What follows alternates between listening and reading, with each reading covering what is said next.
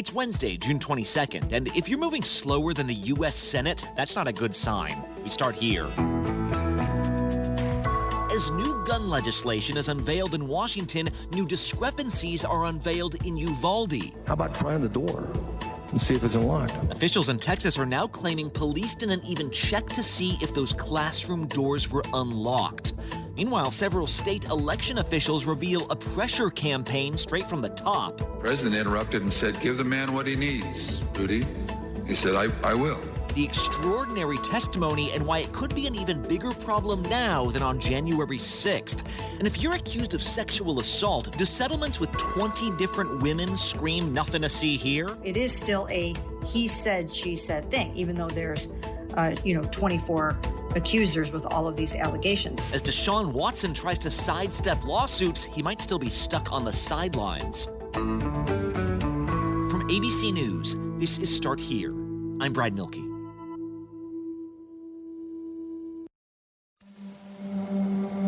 It's been nearly 1 month since an 18-year-old with an assault rifle stormed into an elementary school in Uvalde, Texas, and opened fire.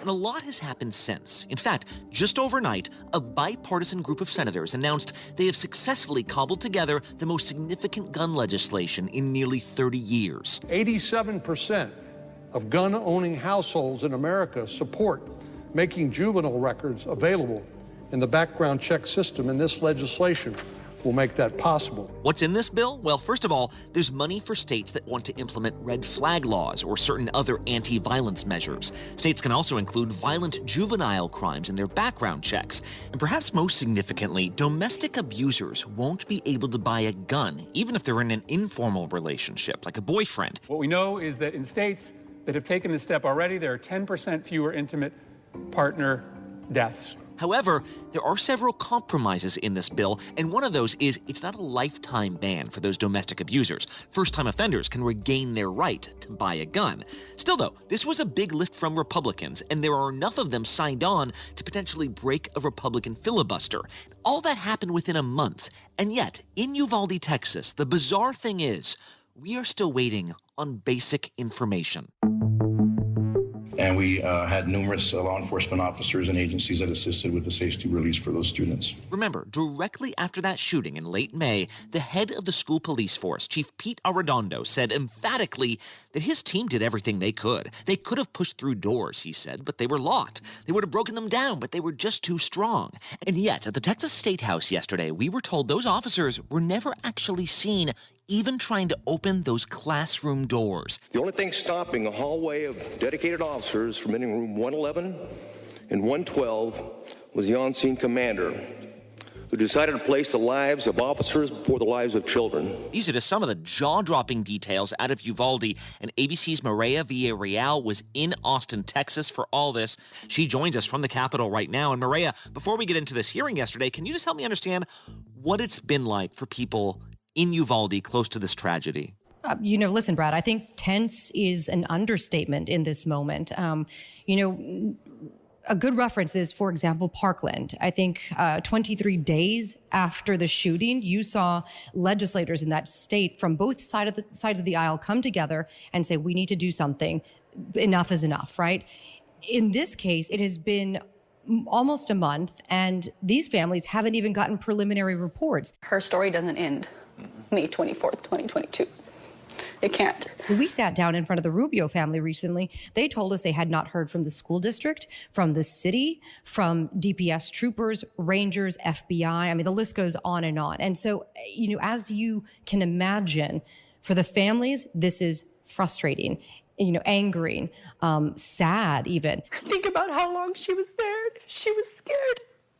She was in pain. For the community as a whole, I think they are more and more growing impatient and weary and very concerned about really who is leading them right now, not just in the city, but in the state as well. And so that leads to this hearing at the State House where you are. What did we learn from this hearing yesterday? We actually had two competing hearings happening at the state capitol. You had the House one that is still behind closed doors in executive session. This is the one where Chief Pete Arredondo actually came and testified for over 5 hours. And then you had the Senate hold their own hearing as well. The officers had weapons. The children had none. The officers had body armor. The children had none. The officers had training. The subject had none. The one that gave the most details finally was the DPS director, Steve McCraw.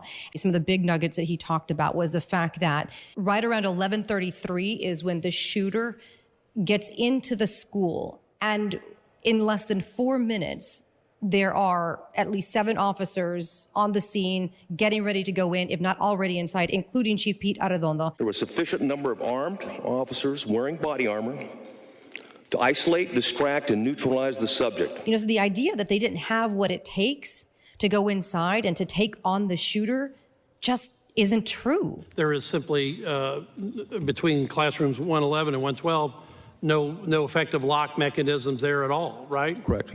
How about trying the door and see if it's unlocked?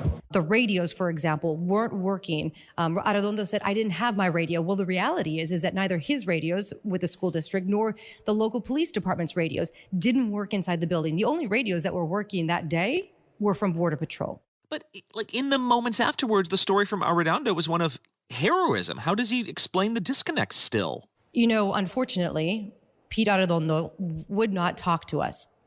We tried to meet him before he had his testimony in front of the House in that executive session, and we waited for 5 hours in the hallways to try and talk to him afterwards. Having Pete still employed, knowing he is incapable of decision-making that saves lives is terrifying. Him not cooperating with the investigations that are ongoing is also quite disheartening. What was very frustrating about the situation is he knows by now that families are frustrated and they want to hear from them. They're calling for him to not only be fired from his position within the school district, but to also take a leave of absence as a city council member. Chief, just give us a few minutes. Chief. We waited, and when he was done, Chief, McCraw said that you were wrong in the moment. as we started to follow him to the elevator, we were asking him questions. He just refused to answer. And I think that was his moment where maybe he could have said something and just chose not to. No one is 100%, no one is at fault, but everybody screwed up. We spoke with local representative Roland Gutierrez, and I asked him the question of, is this about Arredondo? Is this about McCraw? And he said, no, listen, there's enough responsibility and culpability to go around with everybody. But what we want and what this community needs is transparency and action. Yes, Chief Pete Arredondo is still the police chief at Uvalde ISD.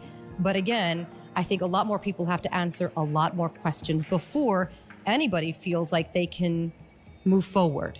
Yeah, and transparency really does seem to be the thing here, because back in Uvalde, you've had these information sessions that have been, in some cases, closed to the public because witnesses have said they feel intimidated by the crowd there. Some of the parents are saying, listen, our children were murdered. Don't tell me about being intimidated right now. Maria Villarreal there at the state capitol in Texas. Thank you so much. Thanks so much, Brad. Next up on Start Here, you've probably never felt for poll workers this way until yesterday. The January 6th hearings continue after the break.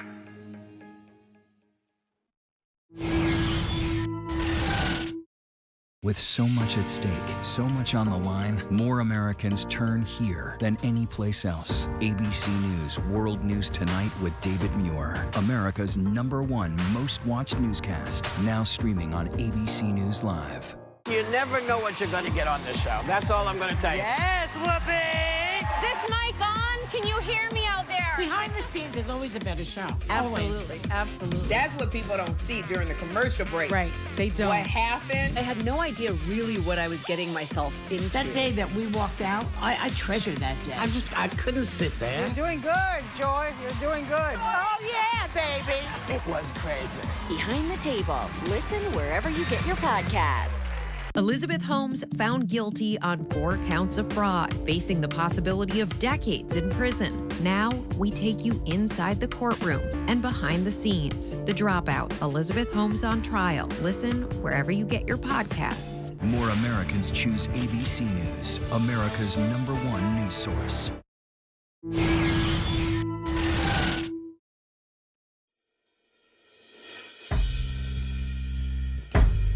Yesterday in Washington, the House Select Committee on January 6th held another day of hearings. Not about the attack on the Capitol last year, but if you can believe it, something perhaps even more disturbing. The theme yesterday was about the days right after the November election in which President Trump and a handful of associates tried to misinform the public, which in some ways worked, and tried to convince state officials to disregard their own accurate vote tallies and instead install illegitimate pro-Trump electors, which, despite immense pressure, did not work. I understand that you don't want to talk to me now. I just want to bring some facts to your attention and talk to you as a fellow Republican. But with this relentless campaign under the spotlight, let's head to the House right now. Let's go to ABC's chief Washington correspondent, Jonathan Karl. And John, we hear politicians describe the schemes to push bogus claims of voter fraud, but they always feel kind of general to me, like it was a lie or it was a big lie. Here you had witnesses describing state by state what Trump and his allies were trying to push them to do. It's a really compelling story, Brad. I mean, these are Republican officials who supported Donald Trump, who were elected by people who voted and supported Donald Trump, who were under this immense pressure to overturn the election. To quote the former president, during the conversation, he told me the election was rigged and that I won Arizona, unquote. Rusty Bowers, Exhibit A. Did you have such a conversation with the president? I did have a conversation with the president. That certainly isn't it. I mean, this is the Republican Speaker of the House in Arizona, longtime Trump supporter, and Trump turned the screws on him personally, twice calling him after the election. He said that they did have proof, and I asked him, do you have names? For example, we have 200,000 illegal immigrants, some large number, 5,000 or 6,000 dead people, etc. And I said, do you have their names? Yes. Will you give them to me? Yes. The president interrupted and said, give the man what he needs, Rudy. He said, I will. Several follow-ups with Rudy Giuliani, John Eastman, Jenna Ellison, and they wanted Bowers to use his power as the Speaker of the House to essentially throw out Joe Biden's electoral votes, which he had won in Arizona, and pass on this bogus slate of Trump electoral votes. Did you ever receive from him that evidence either during the call, after the call, or to this day? Never. You hear Giuliani, effectively telling him, you're a Republican. We're all Republicans here, as if, we're all Republicans, so you should help us out. And I said, look, you are asking me to do something that is counter to my oath when I swore to the Constitution to uphold it. Bowers told the committee that he believed that his oath to the Constitution, which he says is divinely inspired, so it's part of his faith, was more important than his status as a Republican. And so for me to do that because somebody just asked me to is foreign to my very being. I will not do it. He describes what happens when he refused to go along because they started to publicly pressure him. But at home, up till even recently, it is the new pattern or a pattern in our lives to worry what will happen on Saturdays. He was labeled a pedophile and a pervert and a corrupt politician. They were sending, trucks into his neighborhood, blaring out this stuff through loudspeakers. We had a daughter who was gravely ill, who was upset. I mean, the personal toll that this took on this guy's life was really incredible. But he said that he doesn't regret it. He said this was the only moral thing to do, was to refuse the orders of the president and the leader of his own party.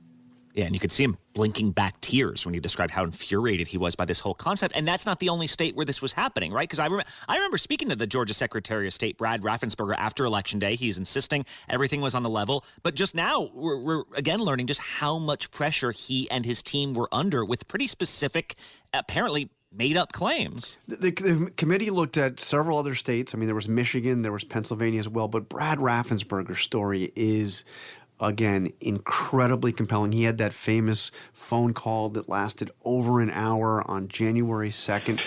So, look, all I want to do is this. I just want to find 11,780 votes, which is one more than we have. There were no votes to find. That was an accurate count that had been certified. Raffensperger talked about how he continually had to push back on these claims. I mean, there was the famous claim that Giuliani was talking about, claiming that there were suitcases full of ballots. I don't have to be a genius to figure out that those votes are not legitimate votes. You don't put legitimate votes under a table. No. Wait until you throw the opposition out, and in the middle of the night, count them. There were no suitcases full of ballots. This is how the voting process plays out. If you watch the entirety of the video, you saw that these were election workers who were under the impression they were going to get to go home around 10:30. Raffensperger and other Georgia officials, Republicans, looked into all of these claims, and they were simply not true. I have characterized at one point it was kind of like a shovel trying to empty the ocean. And yes, it was frustrating. I even have, family members who I had to argue with about some of these things, and I would show them things, and the problem you have is you're getting to people's hearts. We're so far ahead of these numbers. Even the phony ballots of Ruby Freeman, known scammer. You know the internet? You know what was trending on the internet? Where's Ruby? Because they thought she'd be in jail. Lastly, John, then, because you talked about the pressure on officials, how does this play out among regular people? Because I'm imagining former President Trump is out there saying, here are specific people you can blame. And so, of course, regular folks, fans of his, turn their attention to those people in their mind who are now stealing election. And they're not all big, important public officials. I mean, the most heartbreaking story we heard from Shay Moss. This is an election worker in Fulton County, Georgia. A lot of threats. Wishing death upon me, telling me that, I'll be in jail with my mother, and saying things like, be glad it's 2020 and not 1920. She's not a political figure. She's somebody who's doing her job. I've gained about 60 pounds. I just don't do nothing anymore. I don't want to go anywhere. I second guess everything that I do.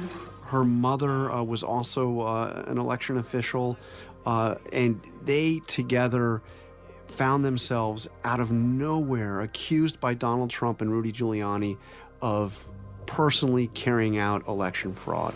Tape earlier in the day of Ruby Freeman and Shay Freeman Moss and one other gentleman quite obviously surreptitiously passing around USB ports as if they're vials of heroin or cocaine. Again, the allegations turned out to be completely and totally unfounded. What was your mom actually handing you on that video? A ginger mint.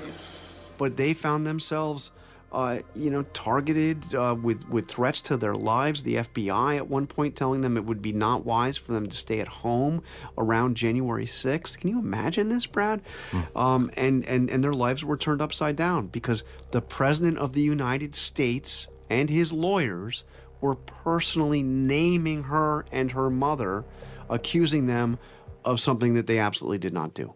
Yeah, and what stuck out to me, John, is because of how terrible this was, Shay Moss no longer works as an election worker. Elections officials are quitting. And so the question is, who's replacing them? Someone's got to take that job. And the big question looming now is, are they being replaced by people who might be quicker to flip results that they don't agree with? John Carl at the Capitol. Thanks a lot. Thank you, Brad.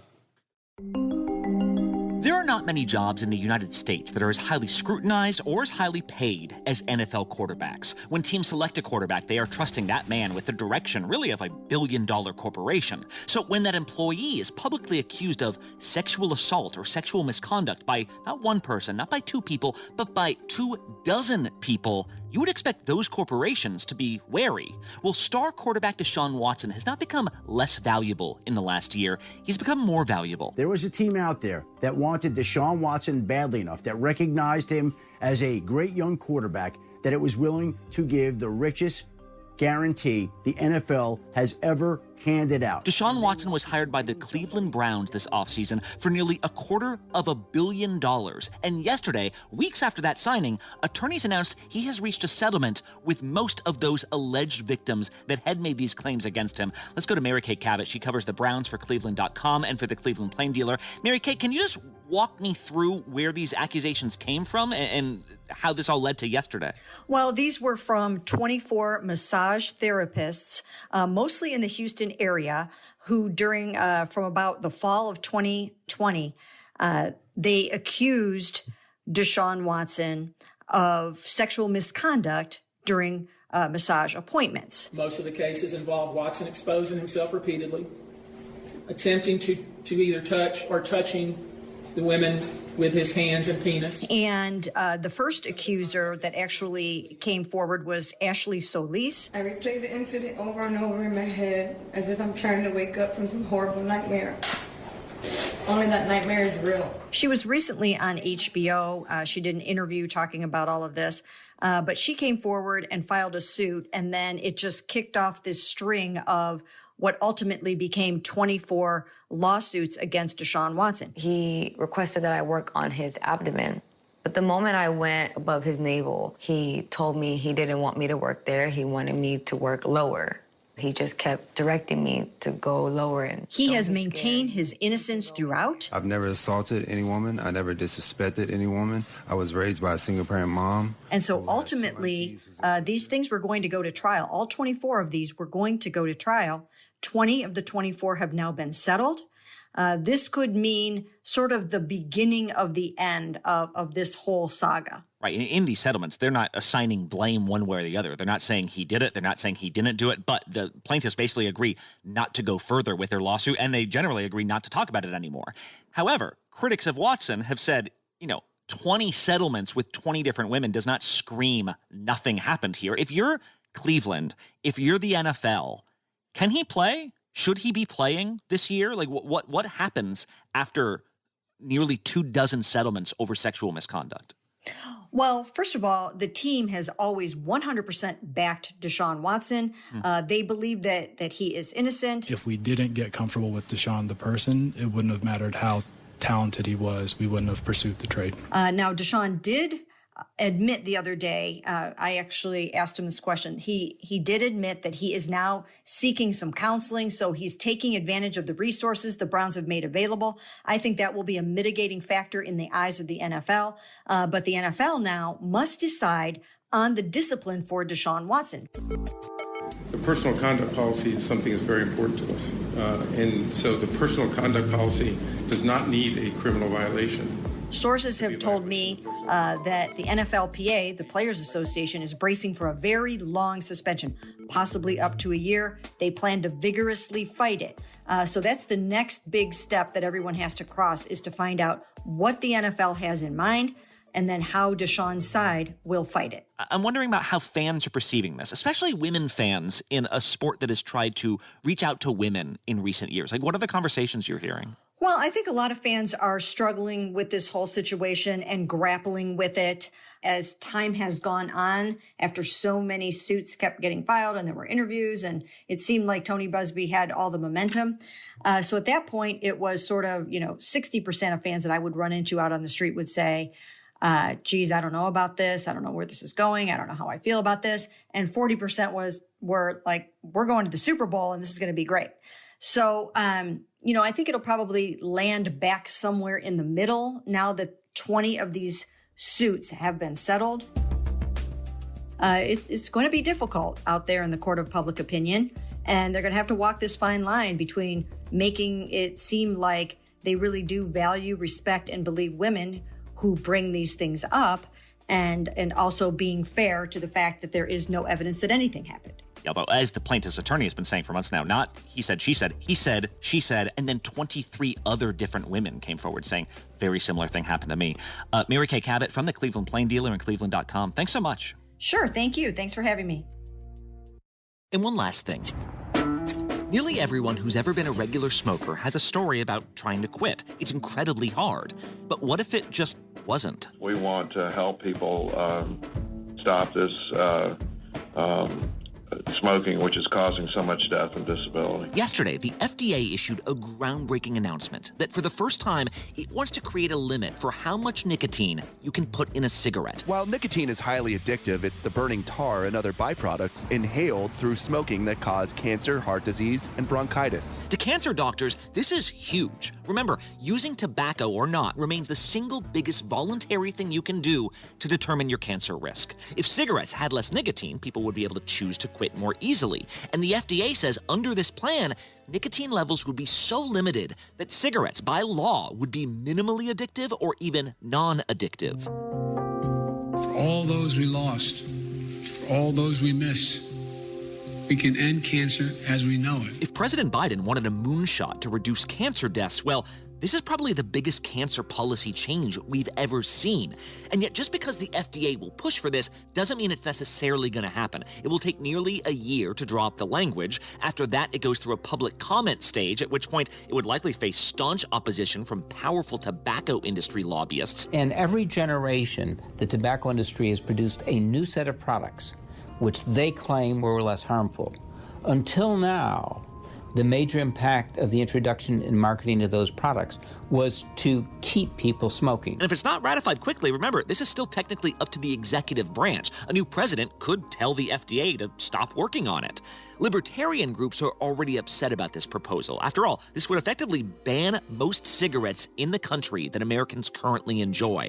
But cancer deaths are not necessarily a partisan issue. President Trump's pick to lead the FDA, Scott Gottlieb, was actually pushing for a similar rule. But this big of a change has never had this level of support from the White House, which is why until now, a lot of these efforts had gone up in smoke. It's like we always think of cigarettes as like these things that don't change, and we forget that like you literally could change them if you wanted to, or if there's a rule where you had to. A lot of news coming down on this new gun bill. Keep up to date with us on Twitter all day at Start Here ABC, or of course check in with abcnews.com or the ABC News app. I'm Brad Milkey. See you tomorrow.